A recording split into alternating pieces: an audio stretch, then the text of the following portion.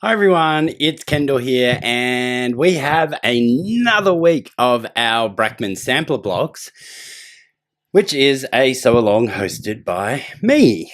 Now, what I also have for you is I'd love for you to pop over to a channel called Tash's Quilts. I will link it in the description box below. I had the joy of meeting Tasha last week, and she is also doing blocks from the Brackman Encyclopaedia of Pieced Quilt blocks. But she's doing it a little bit different to me. So jump on over to her channel, tell her that I sent you on over there, and check out what Tash is doing. Okay.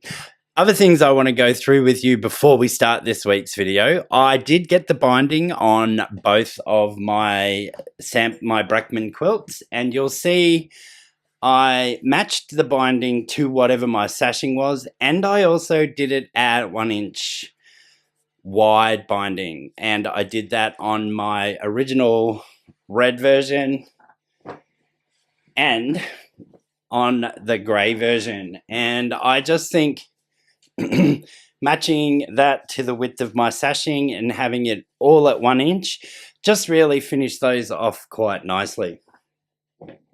What you can see on the wall behind me here is the daisy patch pattern, I think it is. That'll be an upcoming tutorial on the 11th of December on just how to create one block. You will notice if you already have that pattern that mine's a little bit different, and that's because I had to fit it in with the fabric that I had to make it with. You will see, excuse me, that I have made it in Paradise Park, but Pat is running that sew along using her Gratitude and Grace fabric. I have actually had this quilt made and the tutorial ready to go since August. So how exciting that we're finally going to get to this one. Okay, without much further ado, let's get to spinning that wheel and let's see what this week has in store for us. Take it away.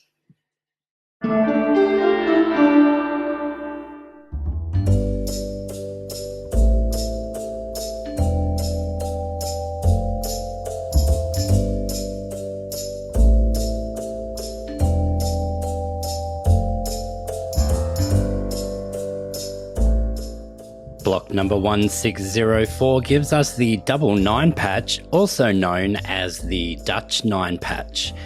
This was by McKim Studios in Independence, Missouri. This was a mail order source for patterns and a syndicated newspaper column with full-size patterns that were available in the late 20s and 30s.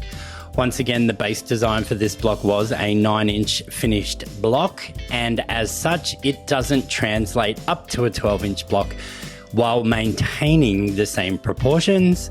So once again for this week, we're not going to do this one. Let's spin that wheel again.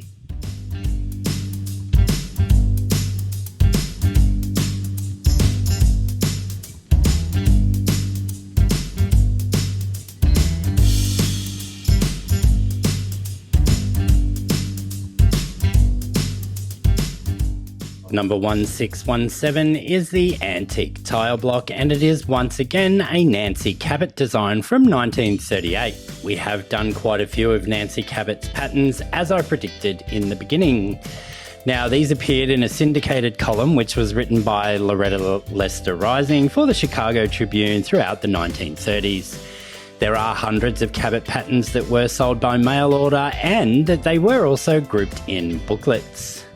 The same patterns were also available by the Spinning Wheel Syndicate, the Progressive, and the Progressive Farmer. The Cabot column began in 1932 and continued through the decade. Patterns were reprinted in the 1960s and 70s, but are currently out of print again, as far as Barbara was aware when researching. Wilma Smith, writing as Nancy, indexed the Cabot patterns, and many of these patterns that have been attributed to Cabot are probably not actually from that source. Let's get on with this week's block. So here we are with all of our pieces cut out and labelled as per the cutting directions, which is available in a link in the description box below. Where we're going to begin is by making our rail units using pieces A and C.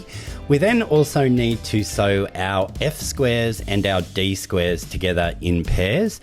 So we'll go ahead and get that done also.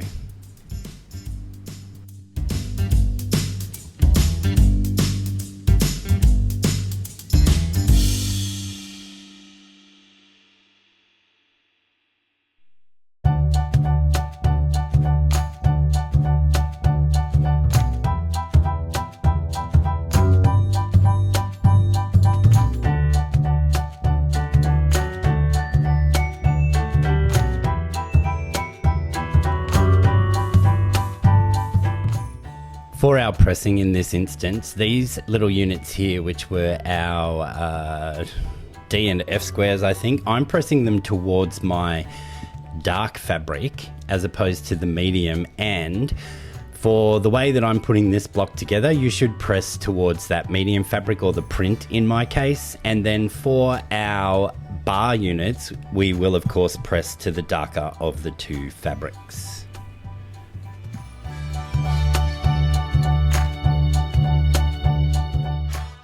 To finish up our corner units, we'll take our D and F squares and sew a E rectangle to the left hand side of these. Now that is important for the way that they go into the block. If you don't put it on the left, just make sure that you sew all of them on the right. Don't go putting one on the left and one on the right. Make sure that you're putting them all on the same side. And here again, we should press towards our medium fabric, so that small print square, but I do press towards the darker of the two.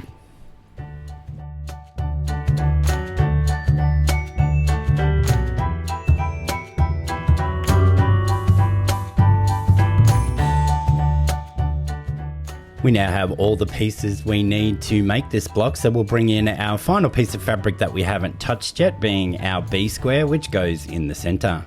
We'll then place our little rail units around that center square, making sure that our background fabric points in towards the center.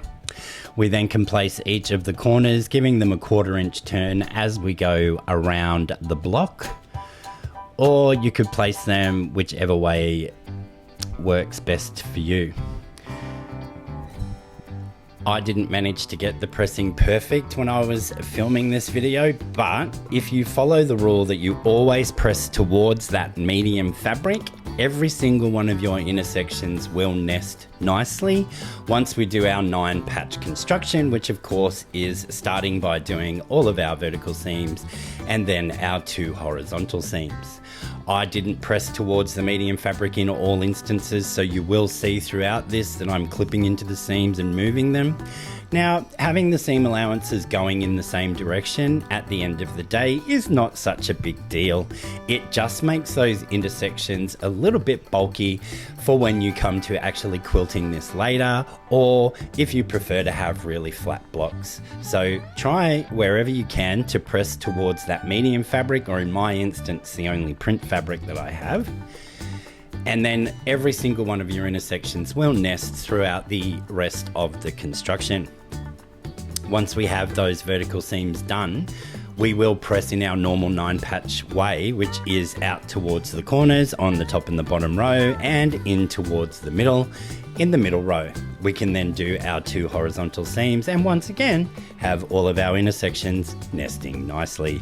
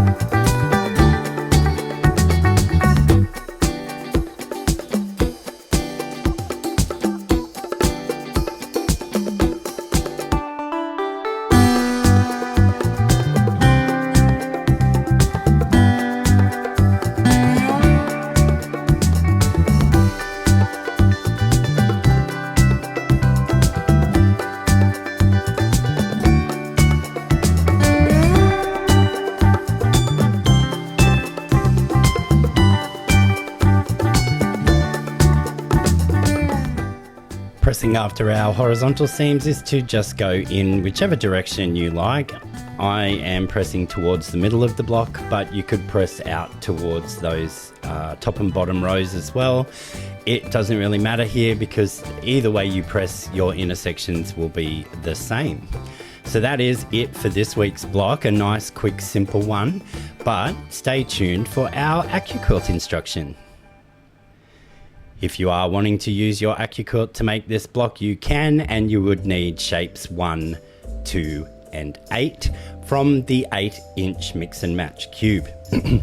As I've said before, I don't have the 8-inch mix and match cube, so I am using my 6-inch one, which will result for me in a 9-inch block.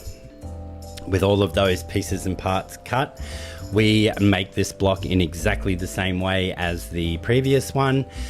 And let's see, as we speed through this footage, whether I remembered the change of pressing directions or not.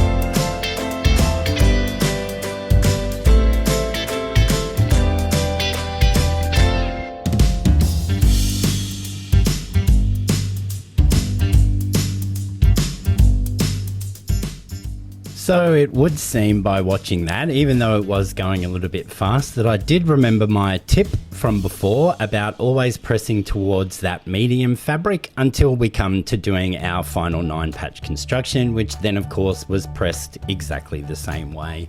All of my inner sections nested nicely and it was a happy day in the studio. Now here is what this block looks like on repeat, which with many different fabrics and maybe a little bit scrappy, could be quite stunning. As always, here is what it would look like separated by some sashing and cornerstones, and that would just give more definition and allow for the block to shine all on its own. We could, however, make this block in a 9-inch finished size, which I will provide in this week's cutting directions, and blend it with our double 9-patch that we rejected, and I think this looks quite amazing. And as always, here is what that would look like separated by some sashing and cornerstones. Hey, so what do you think about this week's block? It is a little bit simple, you know, but with some great fabrics, and especially in repeat like that, or on repeat like that, I should say. God, where is my English? It could make quite a stunning quilt. Once again, we did skip the first one simply because upsizing it to 12 inches changed the proportions too much and I wasn't happy with how it looked. But you can make it at 9 inches and, as I showed you, mix it with this week's block and you will get a stunning quilt once again. Anyway, you know what time it is now. It's time to say, I'd love for you to like the video, share it with a friend, subscribe to my channel if you haven't already done so, and if you haven't, leave me a comment as to why. I'd like to know.